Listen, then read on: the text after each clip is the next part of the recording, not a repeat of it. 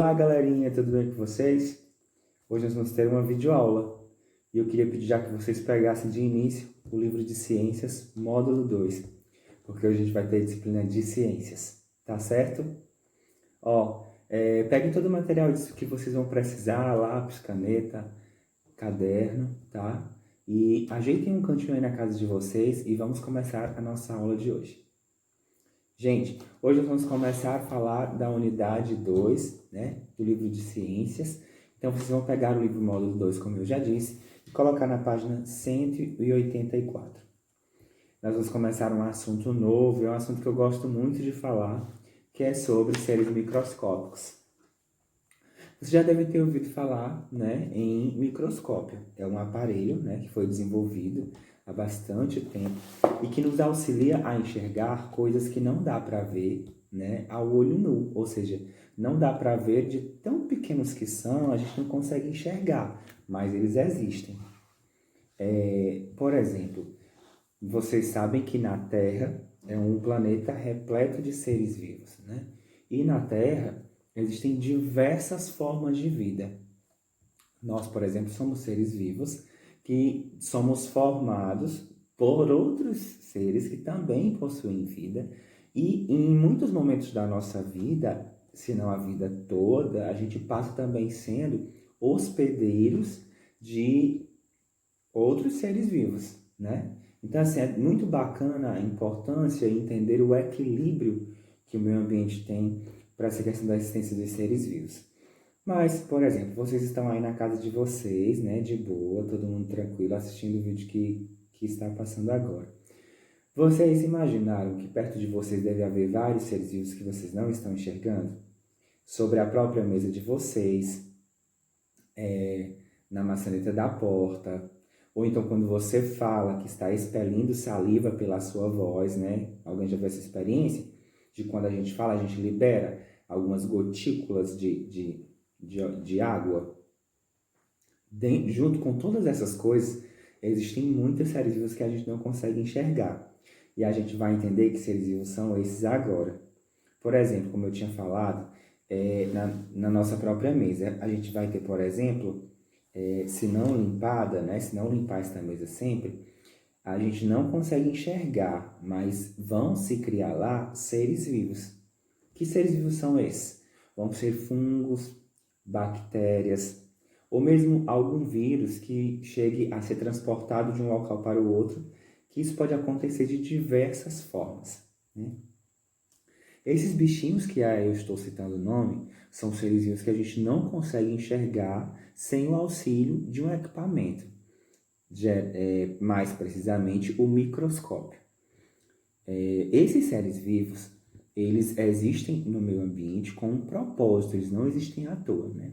Eu quero até abrir um parênteses e dizer que, como eu já disse antes, nós vivemos no meio ambiente e tudo que existe no meio ambiente faz parte de um delicado equilíbrio e que tudo é importante, nada é à toa, ok? Então, voltando para isso, nós vamos ter esses seres vivos que têm total função para com o nosso meio ambiente.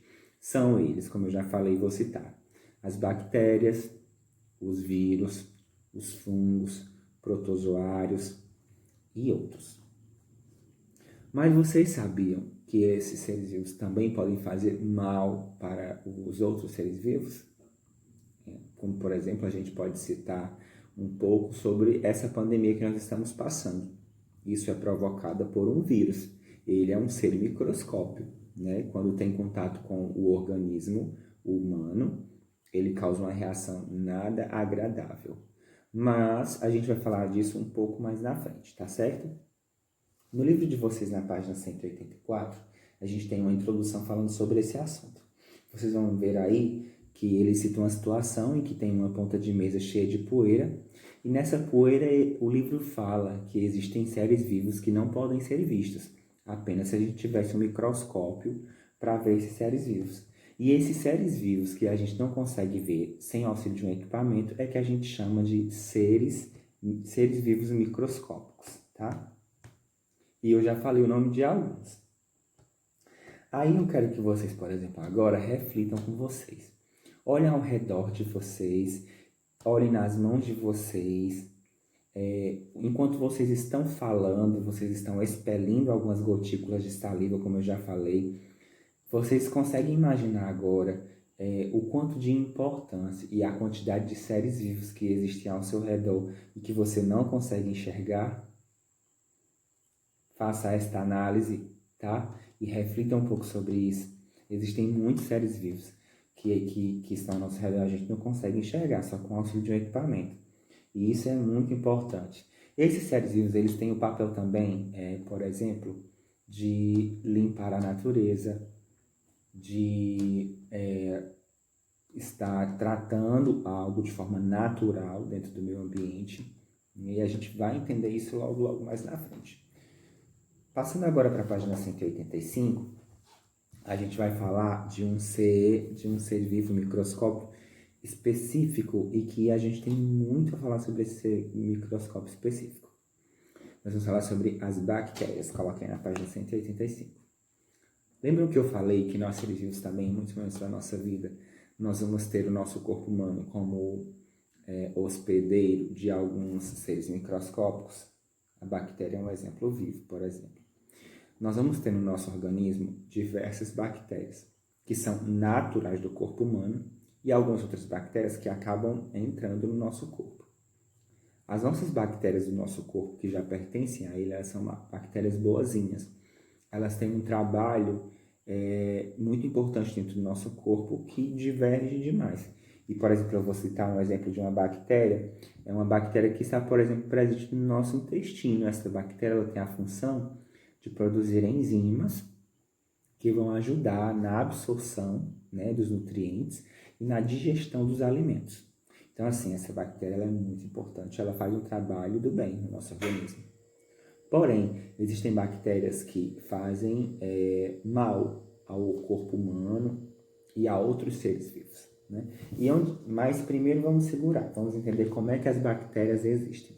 As bactérias elas foram descobertas há muito tempo, né, por cientistas que entenderam que nós não vivíamos sozinhos na Terra, que na própria Terra existiam muito mais espécies de vida do que eles imaginavam. E começaram a pesquisar até entender, né, isso. Por exemplo, eles fizeram uma experiência em que eles deixaram uma frutinha bem madura, fora de qualquer local que a conservasse, fechada. Depois de algum tempo que eles foram observar, eles viram que essa frutinha ela estava cheia de fungo, tinha mudado a sua coloração e formato, né? E foram deixando, até perceber que essa frutinha estava praticamente já acabada. Ela tinha praticamente se tornado em cinzas. Ela meio que evaporou, né? Só que ela não evaporou. Tiveram seres vivos que acabaram comendo essas frutinhas. E foram justamente esses seres microscópicos. Que quem são eles? As bactérias que se alimentaram desses alimentos. Depois de podres, depois de desgastados, né? Então, assim, elas têm um papel muito importante, por exemplo, tanto de limpeza do meio ambiente, as bactérias, como também, ao mesmo tempo que elas limpam, elas estão produzindo um tipo de alimento para os vegetais. Imagine, por exemplo, na natureza, quando um animal chega a morrer, né? Vamos pegar qualquer animal, uma águia ou um cervo, né? Quando ele morre na natureza, ele não é enterrado como os seres humanos são, né? Ele não é sepultado. O corpo dele, a matéria, fica todo jogado na natureza. E aí ele vai passar pelas fases de decomposição, aquele todo processo que vocês devem conhecer ou mesmo imaginar. Nesse processo de decomposição, nós vamos ter aí, então, um papel importantíssimo das bactérias, quando elas vão estar lá consumindo essa matéria já sem vida, e tudo que elas consomem é produzido, se produz em uma forma de adubo para as plantas. Percebam como é importante esse papel. Então, ela pega uma matéria que já não serve de nada, que ela é podre, né, que ela, inclusive, polui o meio ambiente, polui o ar de diversas formas, mas as bactérias, elas vão lá, comem e liberam outras substâncias que vão fazer bem para o meio ambiente. Então, é como elas fazem um processo de transformação do que é ruim para o que é bom. Né? Veja que bacana esse papel das bactérias.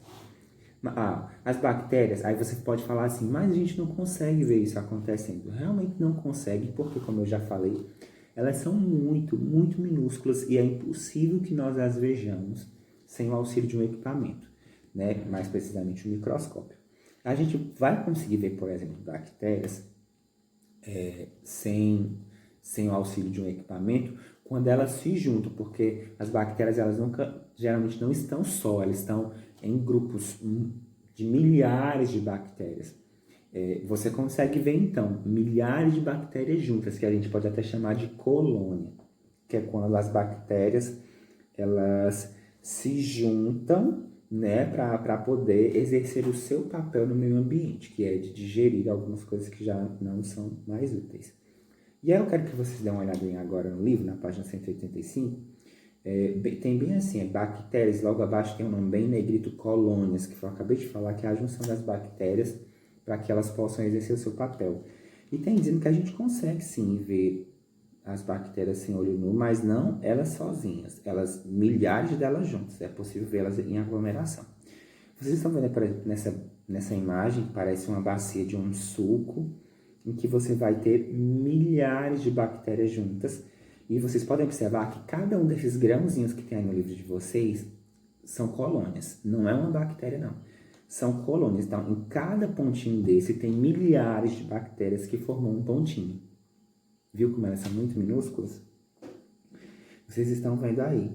Então, gente, como eu falei, essas bactérias elas têm um papel importante no nosso meio ambiente. Porém, elas podem ser também muito nocivas para o ser humano. Muitas das doenças que a gente vai ter no decorrer da vida, ou que já teve, né, que inclusive essas doenças podem ser fatais, podem levar a gente à morte, elas podem ser causadas por bactérias. Como é que essas bactérias entram no nosso organismo? Como elas são muito minúsculas e a gente não consegue enxergar, a gente pode ingerir essas bactérias através dos alimentos. O alimento pode estar contaminado e a gente não sabe. Ou mesmo através de algo que a gente bebe. Ou mesmo pela própria respiração, pelo próprio ar que a gente respira, a gente pode estar ingerindo bactérias através das nossas fossas nasais, né, do nariz. Então é muito importante que a gente tenha esse conhecimento para a gente entender e se proteger, né, de possíveis doenças. Aí você vai ter, como é que eu vou me proteger, né, de ficar doente, por exemplo, por bactérias? Eu vou pegar e eu preciso lavar todos os alimentos, porque esses alimentos, por mais que depois que eles saiam da zona rural para vir para nossa casa, por mais que eles saiam lá do plantio bonitinho depois de cultivado, ele passa por muitos lugares, muitas pessoas pegam esses alimentos e podem ser que essas pessoas não tenham tanto cuidado e acabem contaminando com seres microscópicos esses alimentos e chegando na nossa casa contaminado. Então, qual é o passo? Eu preciso cuidar desses alimentos, lavando, pode até deixar ele em algumas substâncias químicas por algum tempo, depois tirar e colocar na geladeira. É altamente errado e ninguém pode fazer isso, né? Quando você chega da rua com o alimento que você comprou, já colocar diretamente na geladeira. Você não pode fazer isso. Primeiro tem que higienizar esse alimento. Seja qualquer coisa, seja um enlatado, ou seja uma fruta, ou seja uma carne. Você precisa higienizar esse alimento antes de colocar na sua geladeira.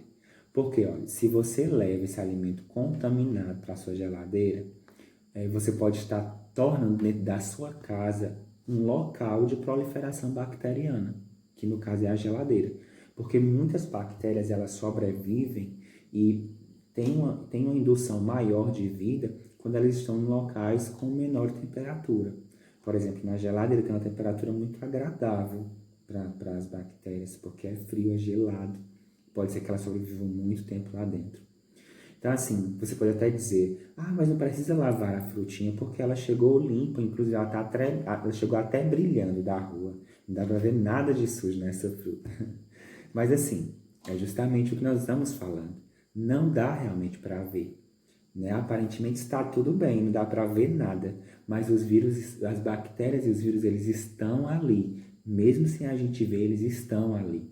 Então é importante demais que a gente entenda esse processo de cuidado, né, de higienização, principalmente dos alimentos. Aí você pode até se perguntar, então se a gente se a gente não tem contato com alimentos sujos, se a gente limpa os alimentos, se a gente cuida de tudo, então a gente nunca vai ficar doente. Pior que não é bem assim. Tem outras formas de a gente acabar se contaminando sem querer com essas bactérias, através das nossas roupas, ou alguma coisa que a gente tenha contato com as nossas mãos quando a gente sai na rua.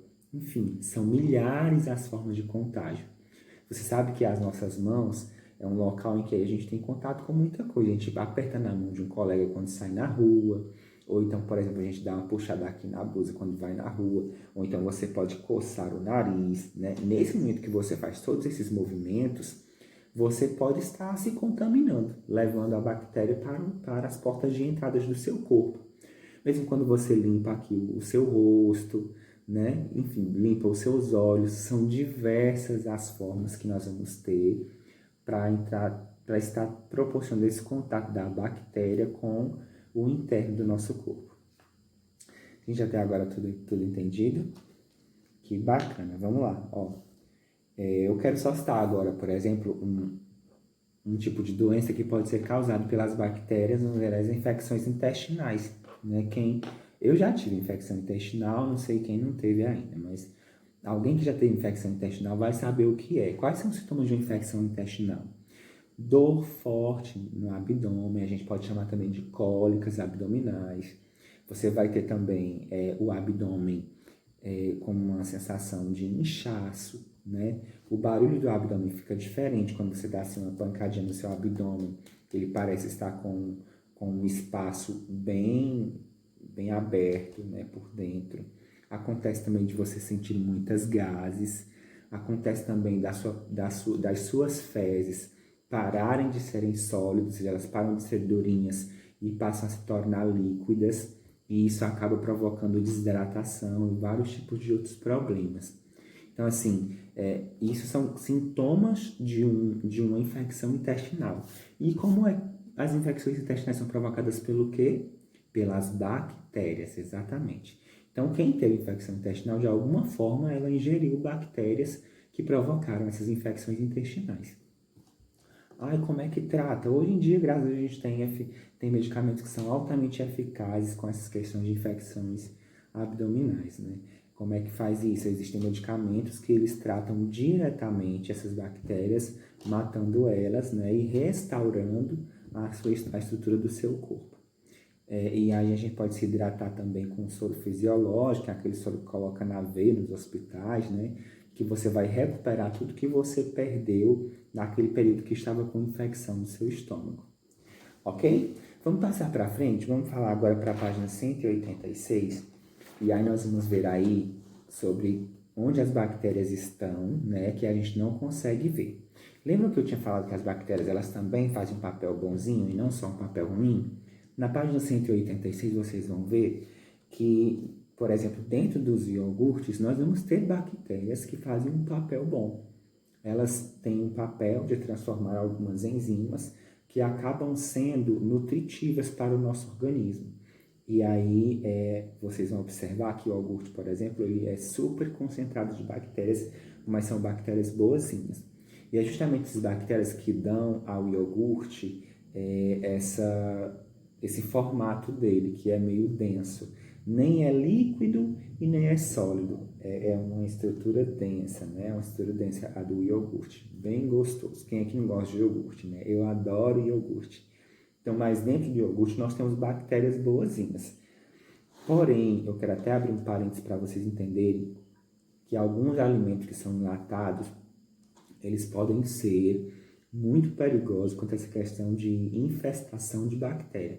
Se você vai comprar, por exemplo, algum alimento que seja enlatado no comércio, no mercado, e se você vê que a embalagem ela está estranha, né, ou ela está estufada, ou a embalagem está anatomicamente alterada, né, não compre. Pode ser que essas bactérias elas tenham passado de um período que já não possa mais ser ingerida, ou mesmo elas podem ter passado por alguma experiência de temperatura, que essa temperatura pode ter alterado a sua composição química, transformando ela em uma bactéria ruim. Aí, como é que eu vou entender? Vamos lá entender melhor. Por exemplo, se você vai comprar aqueles feijãozinhos enlatados, quem já viu no mercado, uns feijõezinhos que eles vêm em lata, que eles vêm prontos, né? Dentro de todas as coisas enlatadas, vamos ter bactérias que ajudam a conservar esses alimentos. Porém, se eles forem expostos a altas temperaturas ou passar de um prazo de validade, né, essas bactérias elas sofrem alterações químicas dentro da sua composição celular, o que vai transformar ela em um material ruim para o organismo. E muitas vezes a gente pode observar essa alteração dessas bactérias pela mudança da embalagem do produto. Pode ser que a lata tenha uma parte amassada, né? Ou pode ser que a lata também tenha alguma parte estufada, que ela faça assim uma pontinha na própria lata. E aí você pode observar pela própria embalagem do alimento quando você for no mercado ver isso, tá certo?